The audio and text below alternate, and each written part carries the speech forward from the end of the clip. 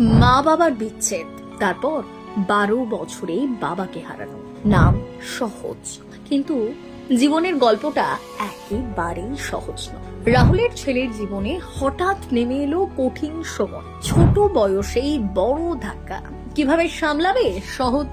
2008 সালে চিরদিনই তুমি যে আমার ছবির মাধ্যমে শুরু হয় রাহুল, অরুণোদয় বন্দ্যোপাধ্যায় ও প্রিয়াঙ্কা সরকারের সম্পর্কের গল্প, যা 2010 সালে বিয়ের মাধ্যমে বাস্তব রূপ পায় এবং 3 বছর পর জন্ম হয় তাদের একমাত্র সন্তান সহজ। কিন্তু সহজ মাত্র 1 বছর ছিল ঠিক তখনই দাম্পত্য অশান্তি শুরু হয় এবং ধীরে ধীরে আলাদা হয়ে যান দুজন। ফলে ছোট্ট সহজ বড় হতে থাকে মায়ের সঙ্গে এবং বাবা মায়ের দূরত্ব তার জীবনে প্রভাব ফেলে।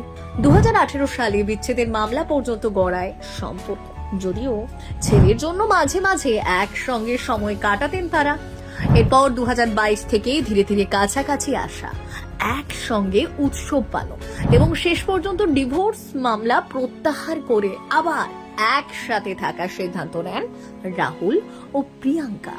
কিন্তু 2026 সালে এসে মাত্র 12 বছর বয়সে সহজকে হারাতে হলো তার বাবাকে। ফলে মা বাবার সম্পর্কের ভাঙা গড়ার মধ্যেই বড় হওয়া এই শিশুর জীবনে নেমে এলো আরো বড় ধাক্কা, যেখানে পর্দার গল্পে সুখের সমাপ্তি থাকলেও বাস্তব জীবনে সেই গল্পটা রয়ে গেল অনেকটাই কঠিন ও অসম্পূর্ণ।